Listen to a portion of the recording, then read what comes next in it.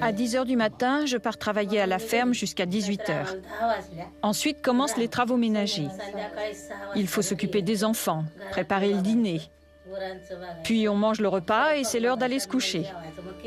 Où est-ce que je trouverai le temps de bavarder?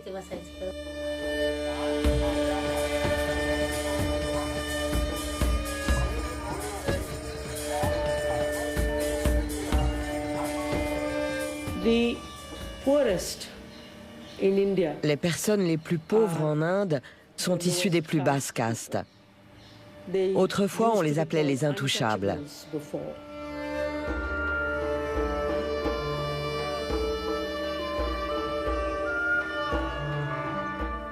À quoi bon vous raconter tout ça?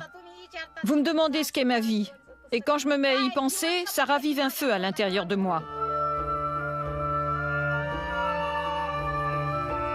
Même au milieu de 10 femmes, je n'oublie jamais que je suis seule. Voilà ce qu'est ma vie.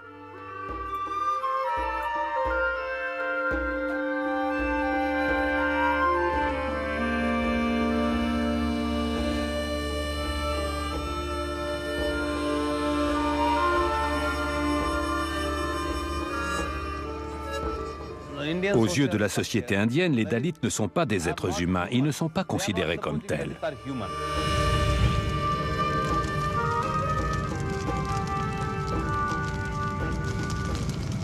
Pourtant, selon la constitution indienne, nous sommes tous égaux. Nous revendiquons le droit à l'égalité, à la dignité et au respect.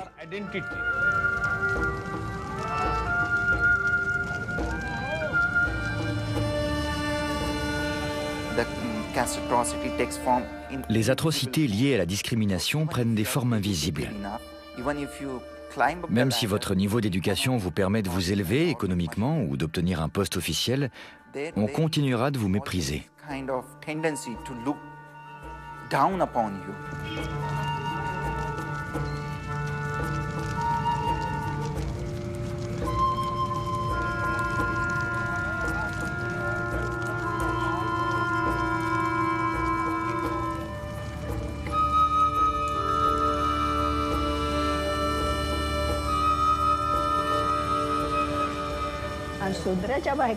Je me suis rendu compte que le système des castes avait été imposé par les castes supérieures. Les hommes aussi en pâtissent, mais les femmes souffrent 2 à 3 fois plus.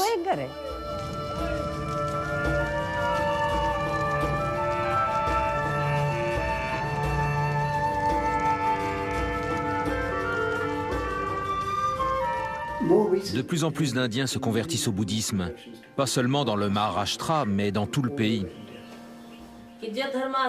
C'est devenu notre religion. À cause de l'hindouisme, nous sommes discriminés. C'est pour ça que nous nous sommes convertis au bouddhisme.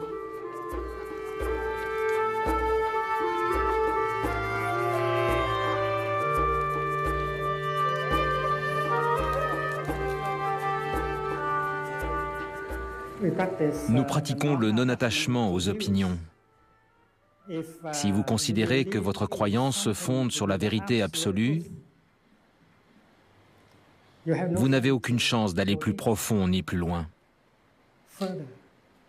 C'est pourquoi il est très dangereux de considérer que l'on détient la vérité.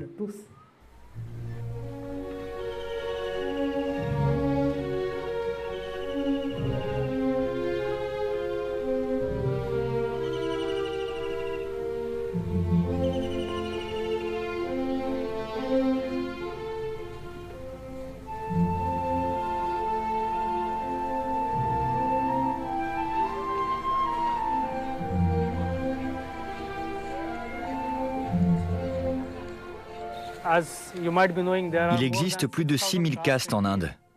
Dans toute société, en Italie par exemple, vous avez des cordonniers, des gens qui font le ménage. En Inde aussi, on se répartit les différentes activités. Mais ici, votre métier est déterminé par votre naissance.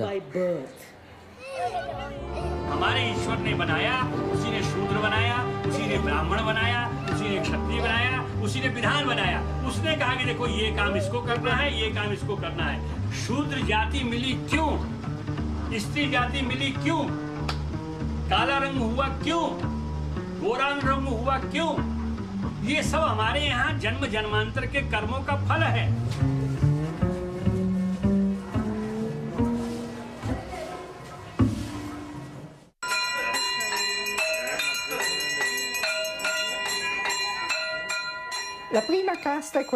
En haut de la pyramide des castes, on trouve les brahmanes, les êtres les plus purs. Ce sont les détenteurs de la culture du pays. Ils se sont donc attribués la première place. En deuxième position, on trouve les kshatriyas. C'est la caste des maharajas, des nobles et des guerriers qui sont chargés de défendre le pays. La troisième caste inclut les personnes dont l'activité est liée à la banque ou à l'argent. Et enfin, il y a tous les autres individus qui composent la caste inférieure, celle des Sudras.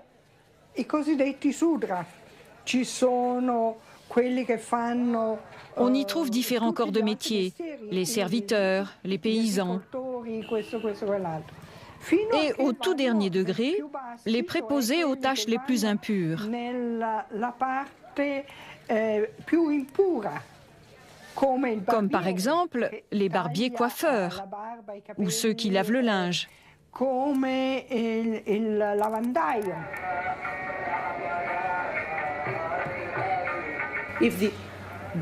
Si un brahmane touchait une de ces personnes, il devenait impur. Pourquoi? Parce que généralement, les gens de ces castes se chargeaient des tâches qui, bien que vitales pour la société, étaient qualifiées de tâches polluantes, comme le nettoyage des toilettes.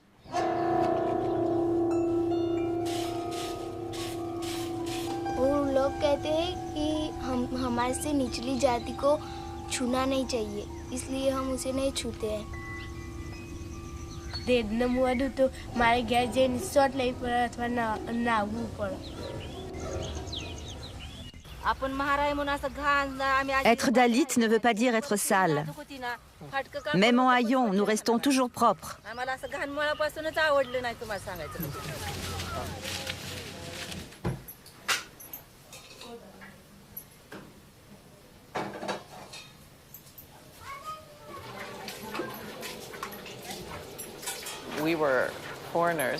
En tant qu'étrangers, nous étions intouchables et considérés comme totalement barbares. Nous ne nous lavions pas assez. Les Indiens arrivant à l'étranger découvraient les baignoires avec horreur, parce que l'idée de baigner dans sa propre saleté était inconcevable pour eux.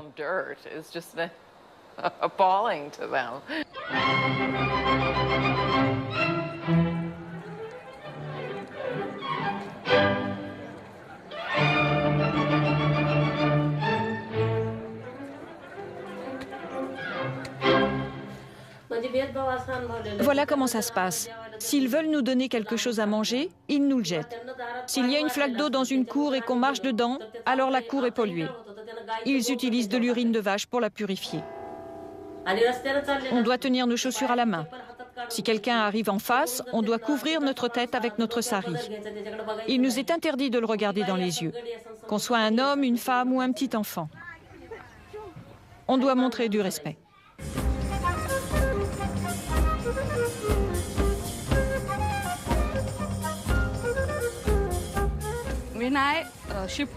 Quand je suis revenue de Bombay dans mon petit village, j'ai bien vu la différence. À l'école, les élèves m'ont tout de suite dit « Tu es de la caste inférieure. Tu ne peux pas t'asseoir avec nous pour le déjeuner. »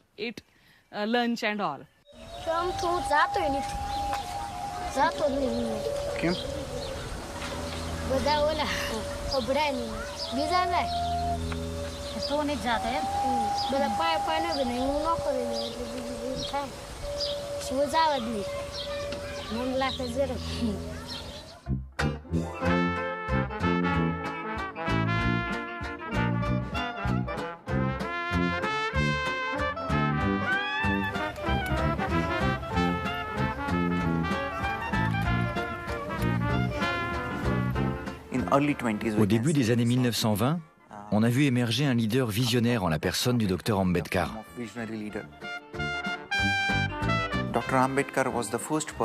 Le docteur Ambedkar a été le premier intouchable à obtenir un diplôme de l'Université de Columbia.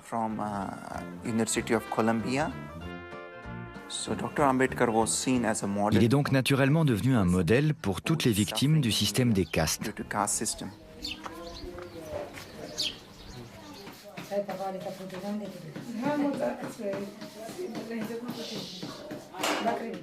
J'ai vu le docteur Ambedkar quand il a tenu un discours à Paltan. Quand la réalité de votre oppression vous a-t-elle frappé? C'est devenu évident pour moi quand je l'ai entendu prononcer ce discours. Il portait des chaussures, un manteau noir et tenait une ombrelle. Il a été le principal rédacteur de la Constitution indienne. C'est lui qui a inscrit dans la Constitution ce droit fondamental, l'abolition du statut d'intouchabilité.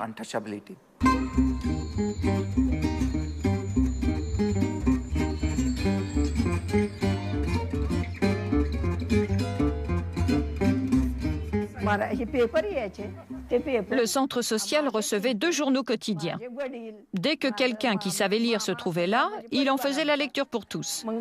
Ma famille, mes voisins, tous les gens de Mangalwarpet se rendaient là-bas pour entendre les nouvelles. Dans ses discours, Ambedkar nous poussait à nous développer.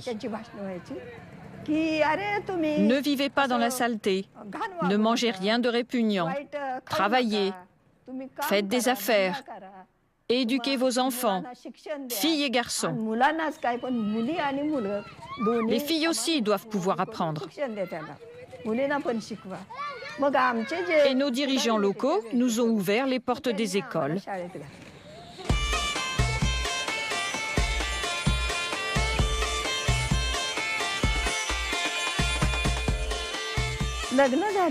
Le docteur Ambedkar nous mettait en garde.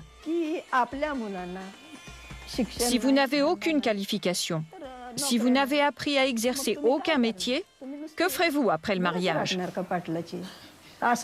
Garder les bêtes dans les prés des hautes castes? Ne faites pas cela. Vous devez monter votre propre affaire.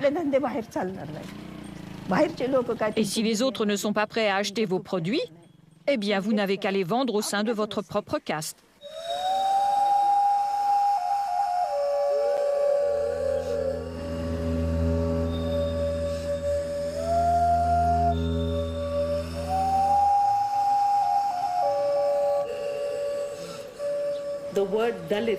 Le terme Dalit signifie opprimé. Et c'est un terme nouveau, un terme politique. Parce que si l'oppression concerne un groupe donné de personnes, alors pas mal de choses deviennent claires.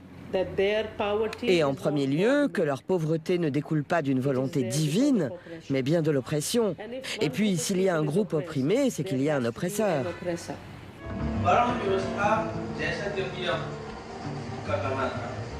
पक्षपात से ये व्यवस्था नहीं लागू होती है, ये शुद्ध रूप से वैज्ञानिक व्यवस्था है, समाज के हित में व्यवस्था है और इस व्यवस्था से समाज का कल्याण ही कल्याण है, इसी तरह की समस्या है।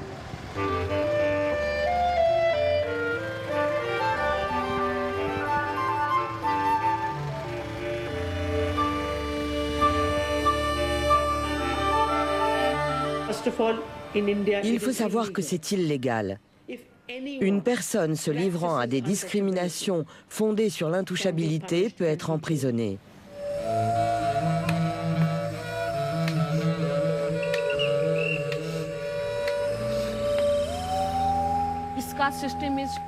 Le système des castes est trop profondément ancré. Il n'y aura pas de renversement, pas de modification radicale des modes de vie.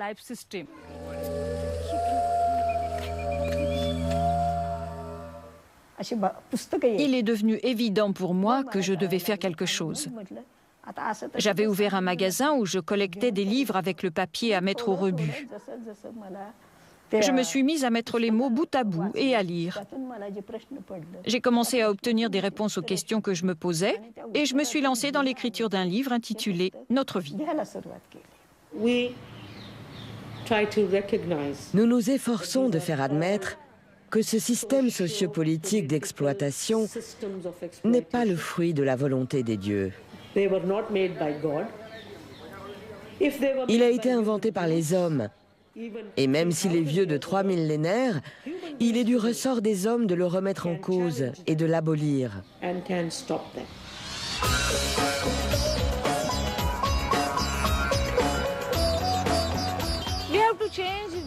Le changement viendra par la discussion, par le questionnement philosophique. Il faut parler, échanger et éduquer. L'éducation, voilà l'outil primordial qui permettra d'ouvrir les esprits, de modifier les modes de pensée, de pousser à la réflexion.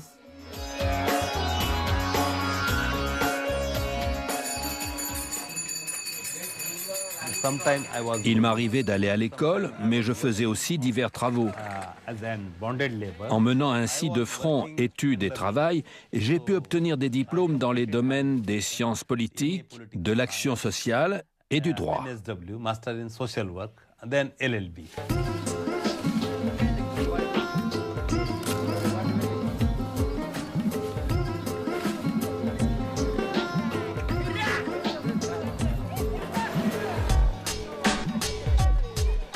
J'ai 5 fils et 2 filles. Vous avez été à l'école? Non. L'un de mes fils travaille dans une banque, le deuxième est ingénieur et mes belles-filles sont enseignantes à Bombay. Et j'ai 20 petits-enfants.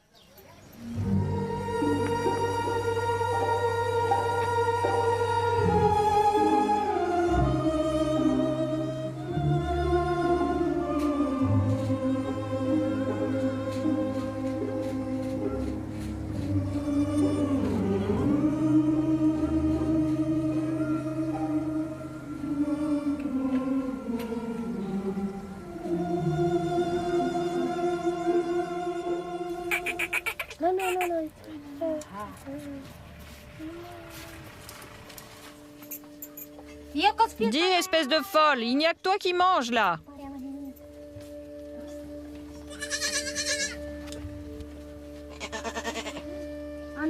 Je vis du peu que m'apporte chaque jour.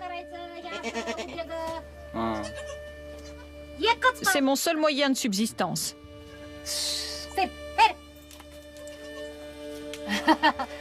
Je ne te ferai pas de mal.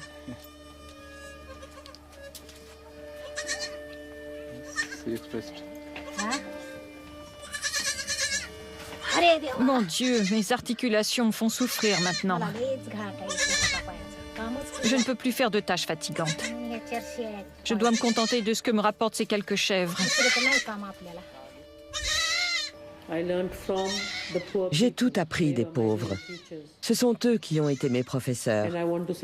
Économiquement, ils sont pauvres, mais ce sont des gens d'une richesse immense en amour, en compassion et en partage.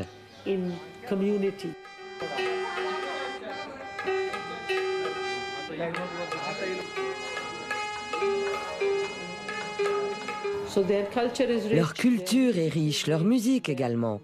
Leurs danses sont fantastiques.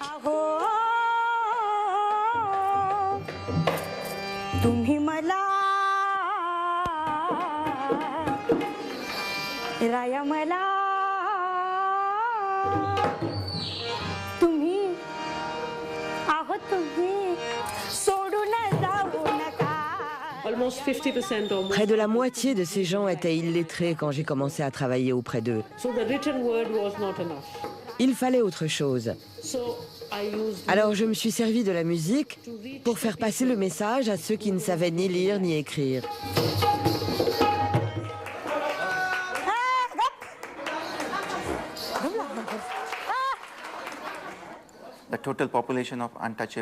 Le nombre d'intouchables s'élève à 250 millions environ, ce qui constitue le quart de la population indienne. Et naturellement, les plus pauvres parmi les pauvres sont les femmes, parce qu'elles ne possèdent que très peu de ressources.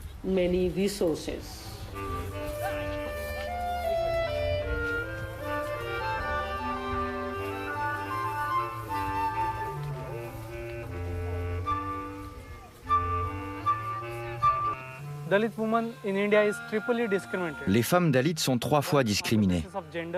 La première discrimination se fonde sur le genre, la deuxième sur la caste Et la troisième sur la classe. C'est une triple discrimination, qui ne vient pas seulement de l'extérieur. Elle s'exerce également à l'intérieur de leur communauté. C'est pourquoi nous essayons de faire émerger des figures dirigeantes, afin qu'elles s'organisent pour lutter. Si un homme a obtenu ce qu'il voulait d'une femme en usant de la force, s'il l'a violée et qu'un tiers la prend, ce tiers blâmera toujours la femme. Il dira que le péché vient d'elle, que c'est une femme au caractère mauvais, et que c'est pour ça que ça lui est arrivé. Personne n'incriminera jamais l'homme. Il ne sera jamais considéré comme coupable. C'est toujours la faute de la jeune fille ou de la femme.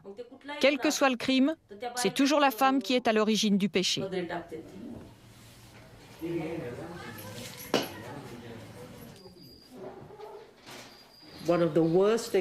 L'une des illustrations les plus parlantes de la discrimination contre les femmes est la baisse du nombre de femmes en Inde. On parle de sex ratio.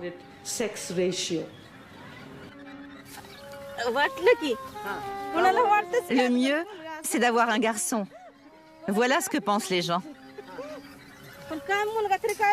Tout le monde veut un garçon comme premier enfant. À mon avis, une fille, c'est bien mieux.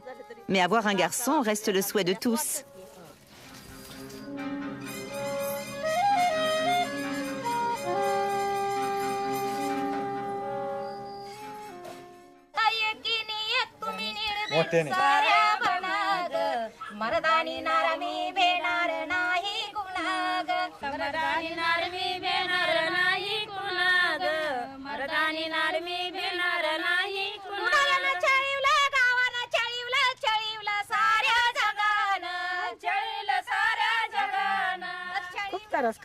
J'ai subi de nombreuses tortures, ça a été très difficile. J'ai dû me marier à l'âge de 7 ans. Vous avez aimé notre chanson? Ils n'ont rien compris.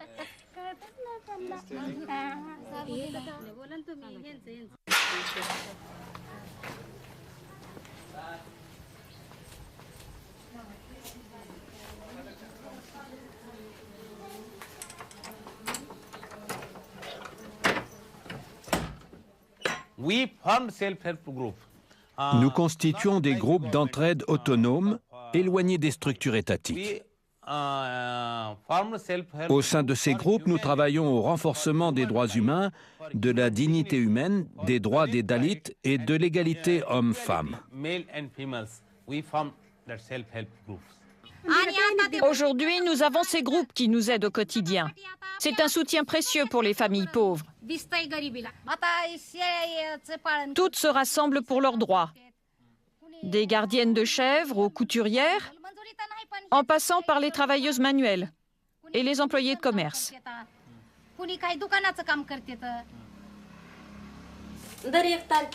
Nous nous réunissons chaque premier jour du mois pour récolter les économies de tout le monde. Et l'une de nous se rend à la banque pour les y déposer.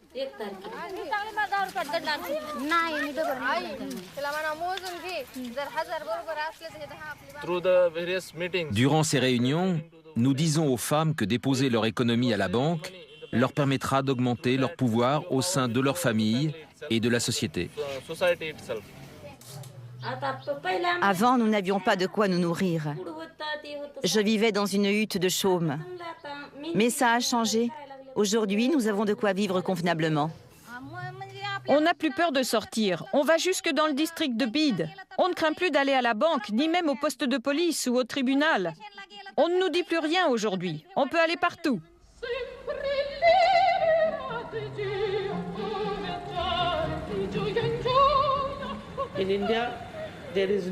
En Inde, nous acceptons facilement d'avoir des femmes comme dirigeants, pourvu qu'elles soient compétentes.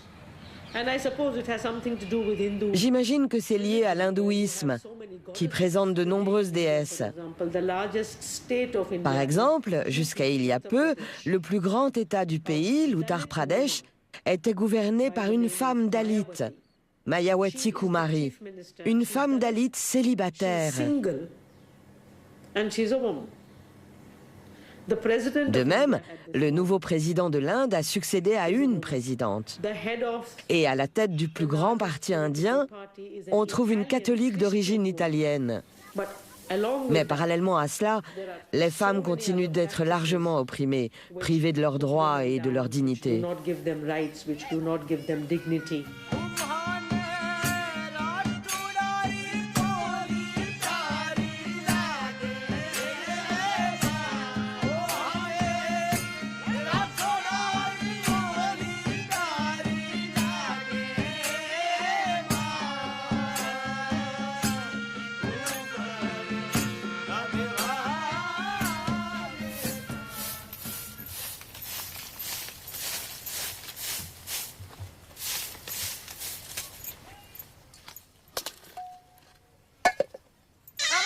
Je suis fatiguée à présent.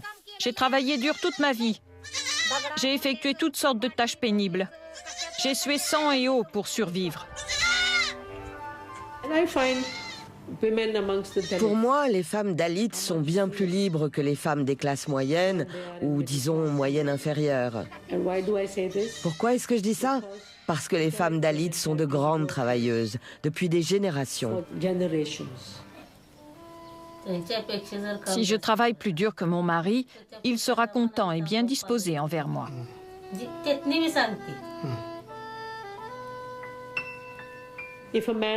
Si un homme voulait épouser une femme dalit, il devait fournir une compensation financière à sa famille pour pouvoir l'emmener. Parce que la femme contribuait au bien-être de son entourage. Ce n'était pas qu'une bouche à nourrir.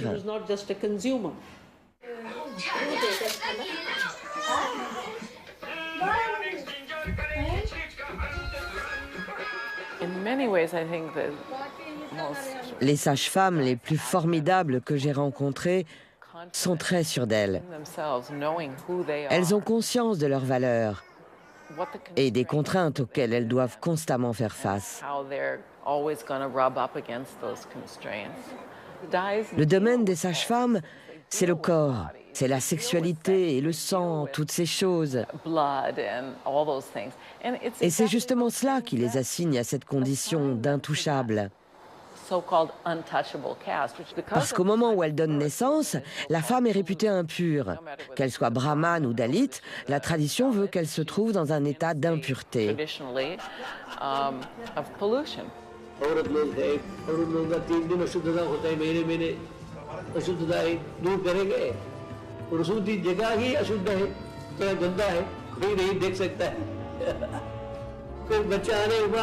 शुद्धि करता है, अशुद्धता से शुद्धि करके बच्चा लेता है।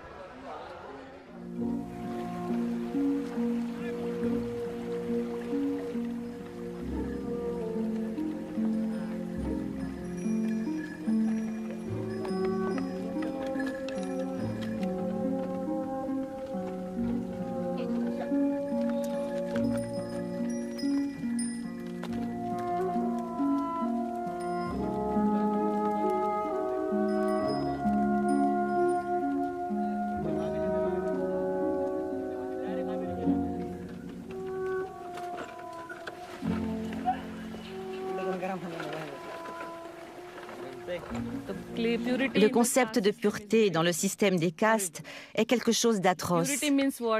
C'est en vertu du concept de pureté que vous êtes censé vous marier dans votre propre sous-caste. Bien sûr que je me sens pure et unique. Elle a raison de dire ça. Je vais vous expliquer pourquoi. Les filles et les garçons de sa famille se sont tous mariés à des gens appartenant à leur communauté, à leur entourage familial. En ce sens, sa famille est parfaitement pure. La pureté est respectée.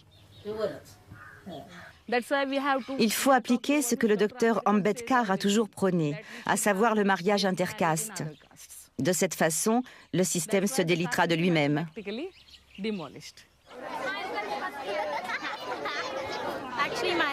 Mon frère a épousé une femme du Maharashtra, issue d'une caste plus élevée. Et on a eu beaucoup de problèmes à cause de ce mariage. On a dû aller voir la police, passer devant les tribunaux, etc. Finalement, tout s'est arrangé une fois le mariage validé. Ils ont 2 enfants maintenant, mais ça a été très difficile pour nous pendant presque 2 ans. Voici mon mari. Il s'appelle Rai Jander. C'est un homme très pacifique et attentionné. Il est bon non seulement pour moi, mais aussi pour tous ceux qui l'entourent.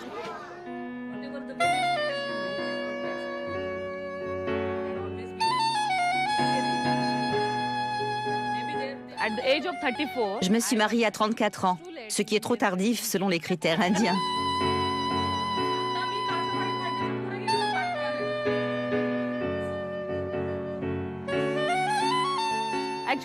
Le concubinage me convenait bien, mais cette société exige le mariage. Alors je me suis mariée.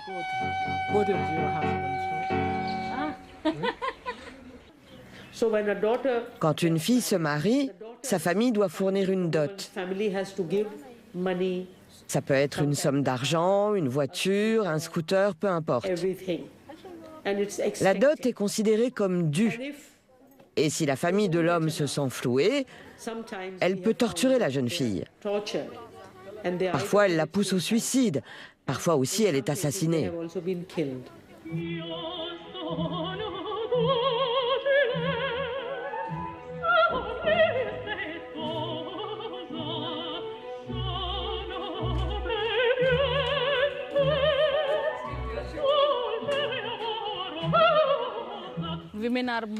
Les femmes sont peut-être supérieures aux hommes par leur capacité d'apprentissage et de production de richesses.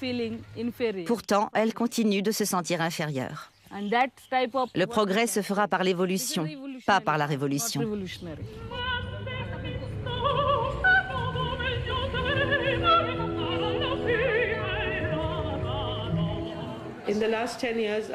Depuis 10 ans, j'interviens de plus en plus auprès des hommes pour leur ouvrir les yeux sur la souffrance qu'eux-mêmes éprouvent dans ce système patriarcal qui les déshumanise.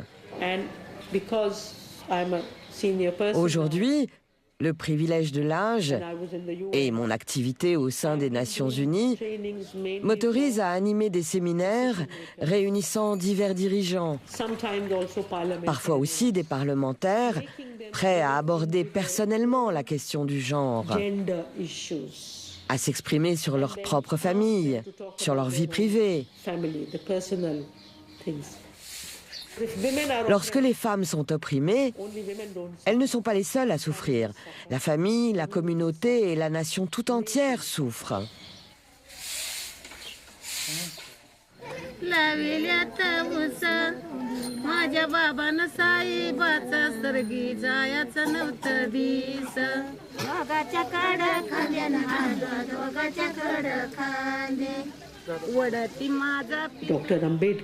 Le docteur Ambedkar est vraiment celui qui a permis de politiser le problème de l'oppression des Dalits. Il en a proposé une analyse exhaustive et a prôné le rejet de la religion hindouiste qui avait permis cela. Le docteur Ambedkar demandait souvent « Quel cadeau les dieux vous ont-ils fait ?» Des générations durant, vous les avez servis.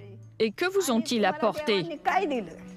Ils ne sont toujours pas bien disposés envers vous? Alors je vous dis, venez avec moi pendant 20 ans. Voyez ce qui changera en 20 ans. Si après ces 20 années, vous constatez que votre situation ne s'est pas améliorée, alors vous pourrez retourner à vos dieux.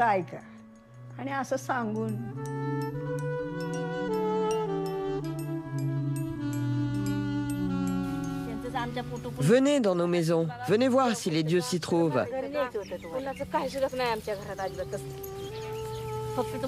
Chez nous, il y a des représentations du docteur Ambedkar et du Bouddha. Rien d'autre. Aujourd'hui, énormément de Dalits ne sont même pas bouddhistes, mais ambedkariens. Le docteur Ambedkar est un dieu pour eux. Je suis né hindou et Mahar, Dalit.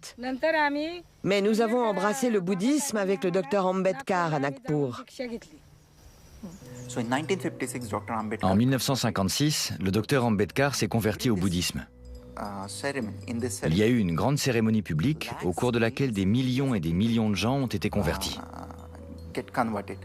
Mon grand-père y était. Le Bouddha ne vous oblige pas à vivre de telle ou telle façon. Il vous ouvre un espace pour accéder à la réflexion au changement, à la pensée, aux facultés personnelles, à la créativité, à la perception.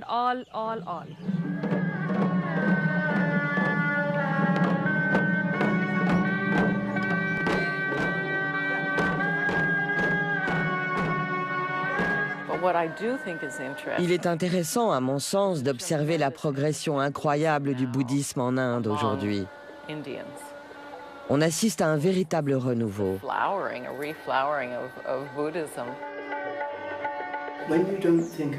Quand l'image que vous avez de vous-même n'est plus celle d'un intouchable, mais celle d'un être humain comme les autres, avec un horizon regorgeant de possibilités, psychologiquement, cela fait une énorme différence. Malheureusement pour les Dalits, le fait de se convertir au bouddhisme n'a pas changé grand-chose. Parce que la mémoire de la communauté reste vivace. Ils n'oublient pas.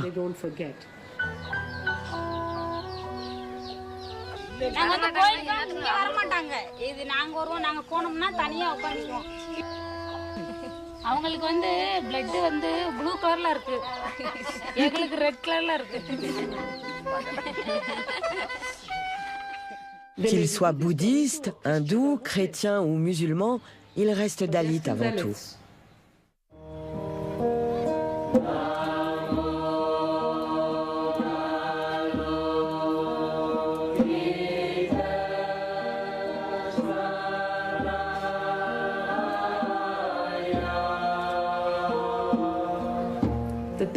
Les Dalits sont devenus bouddhistes pour des raisons politiques.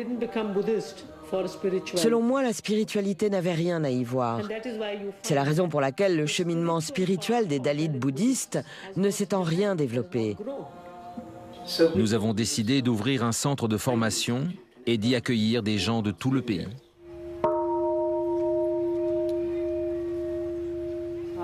Nous faisons venir des maîtres bouddhistes du monde entier.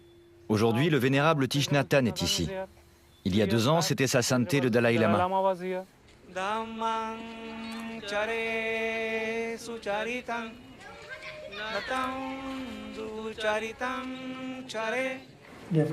Chers amis, je suis un fils spirituel de l'Inde.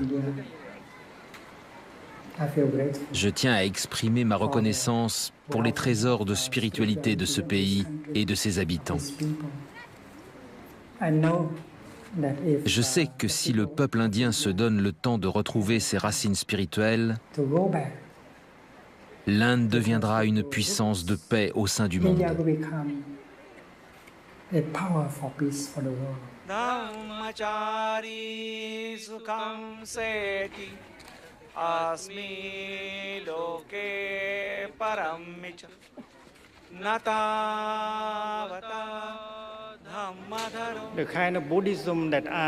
Le bouddhisme que je pratique depuis maintenant 65 ans prend la forme qu'on appelle le bouddhisme engagé. Il est impliqué dans la vie quotidienne, la vie personnelle, la vie familiale, la vie communautaire.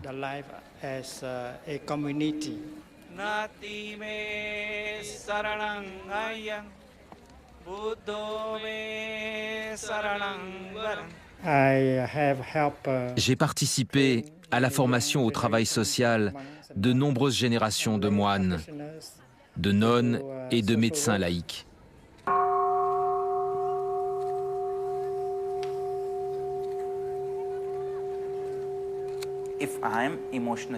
Si mon cœur est en paix et que je m'abstiens de haine envers tout un chacun, cela veut-il dire que je suis inactif?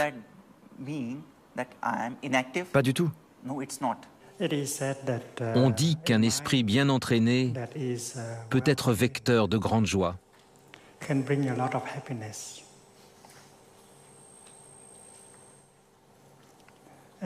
En revanche, un esprit non entraîné, non éclairé, peut apporter de grandes souffrances. Grâce à la méditation, il est possible d'entraîner son esprit.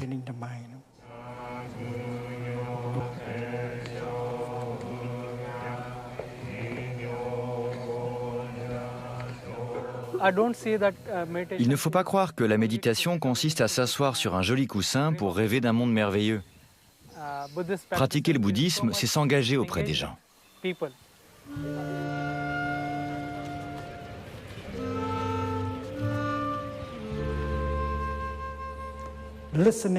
Il est urgent de se mettre à écouter la souffrance des peuples.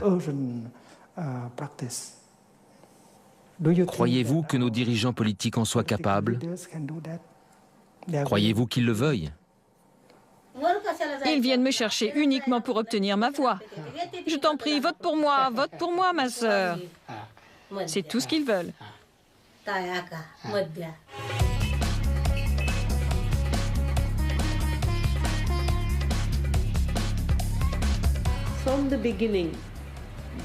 Dès 1947, le nouveau gouvernement indien a immédiatement reconnu la discrimination historique. Certaines castes ont été listées ou répertoriées. Elles étaient ainsi désignées comme castes opprimées, exploitées et méritant une attention particulière, ce que vous nommez discrimination positive. Des quotas ont été introduits pour les Dalits au Parlement, dans les écoles, les entreprises.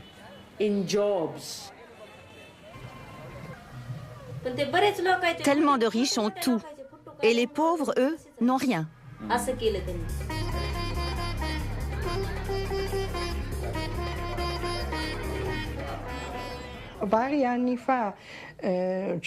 Il y a quelques années, on a vu de nombreuses personnes s'immoler en place publique. Et c'était souvent des personnes issues des castes, pas des Dalits. Parce qu'à l'époque, le gouvernement avait décidé d'allouer 25% des emplois aux hors castes. Aujourd'hui, c'est 30%. En conséquence, les détenteurs de diplômes, ingénieurs et autres, se retrouvent souvent privés de postes à cause des quotas favorables aux hors castes.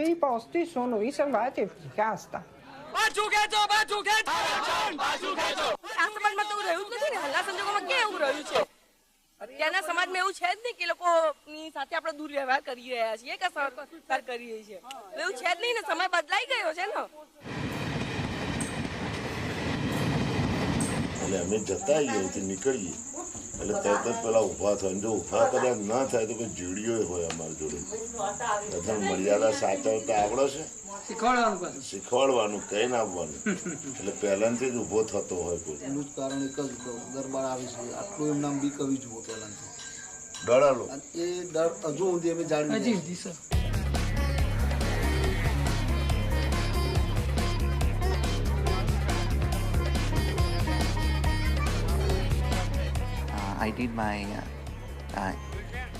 Après un diplôme d'ingénieur, j'ai décroché un MBA en finance.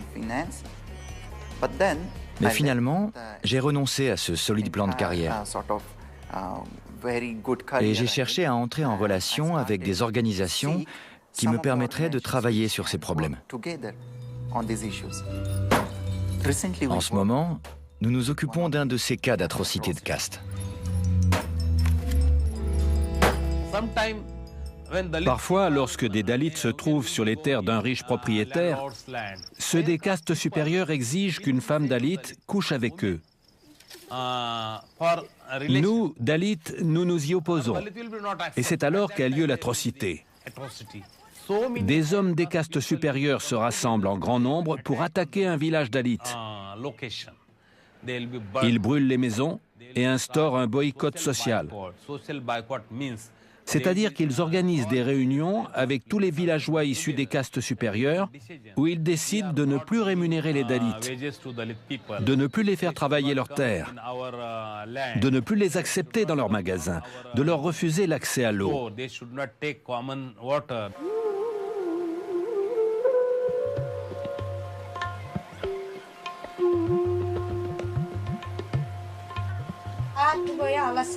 காட்டு போய் அலசவு சைக்கிளையும் பாரு நம்ம அலசுற இடத்துல வந்து சைக்கிளையும் அலசுறான் இவனை போனதுமே நம்ம இந்த வீட்டுக்கு பின்னால ரோடு அந்த ரோட்ல இருந்து தூக்கி தூக்கி வீசிட்டாங்க கம்புக கல்லு பீங்கானு பாட்டில் பூரா தூக்கி வீசி என்ன நாங்க காக்குறது நாங்க என்ன அவங்கள நாங்க என்ன கோதில் செஞ்சோம் எங்களை தான் கோதில்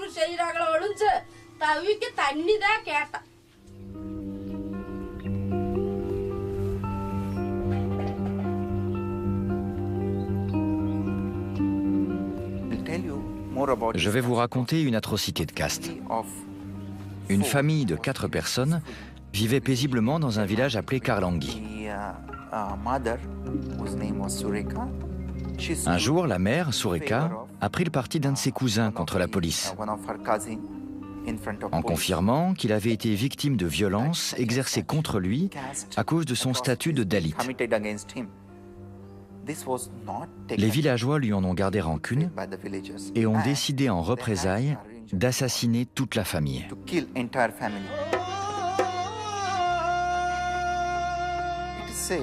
On raconte qu'ils les ont promenés nus à travers les rues et ils ont atteint le summum de la négativité en forçant le frère à violer sa propre sœur.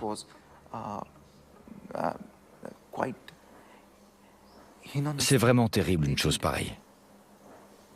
Et ils sont allés plus loin.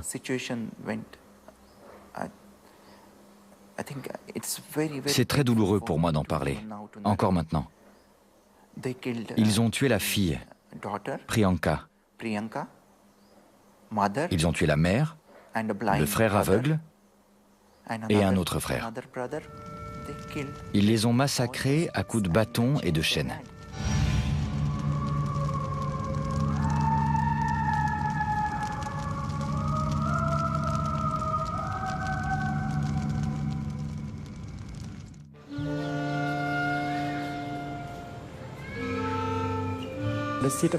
Les ferments de la haine et de la discrimination sont en nous.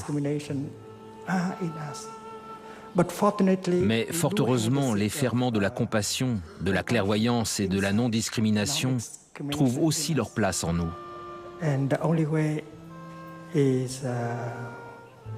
La seule porte de sortie consiste à comprendre que l'autre, celui qui est en train de vous attaquer, qui tente de vous tuer, est un être souffrant, un être empli de violence et de rage, peut-être de peur. Vous avez la clairvoyance en vous. Aidez-la à s'épanouir. Concentrez-vous sur ce but. Alors, vous ouvrirez une nouvelle voie neurale qui vous mènera vers un autre mode de pensée.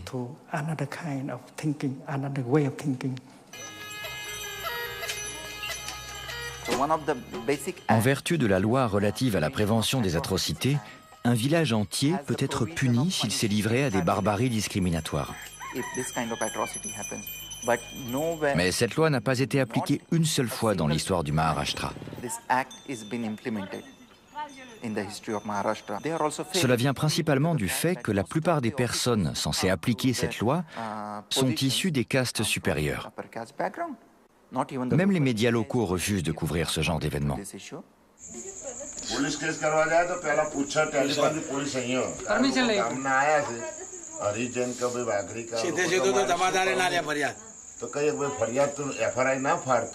અહીંયા અમે સમાધાન કરી અને એને મોકલી દઈએ છીએ એટલે અમારે અહીંયા સમાધાન થઈ જાય પેલો સીધે સીધો આગળ ના જવા દે કોર્ટમાં કેસ નહીં જવા દેવાનો.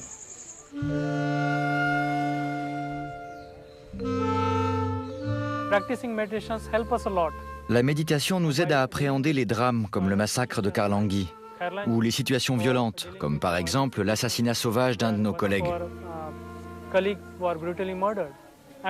Et de la souffrance, il y en a. Songez que 3 femmes Dalits sont violées chaque jour et 2 maisons Dalits brûlées. Aujourd'hui encore, dans une Inde démocratique, 60 ans après l'indépendance, les postiers ne distribuent pas le courrier dans 30% des villages. 42% des villageois ne peuvent pas prétendre être vus par un médecin. Si le docteur Ambedkar n'avait pas ouvert la voie au bouddhisme, des émeutes auraient éclaté. On aurait vu un bain de sang en Inde.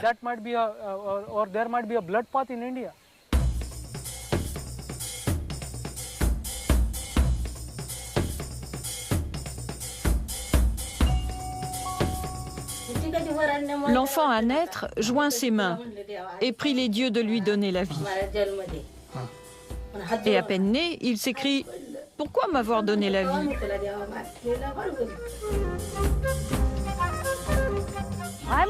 Je suis un peu en colère. Pas contre les gens, contre le système. Nous créons plus de justice. Ce n'est pas du 100%, mais nous avançons. C'est encourageant pour l'avenir. À nous de redéfinir notre vie. Comment ça, moi? Je ne sais pas à qui je peux être reconnaissante.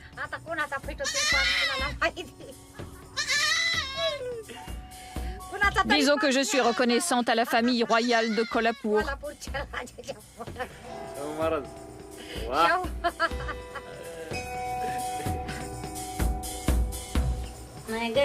Je voudrais être réincarnée en femme, pas en homme.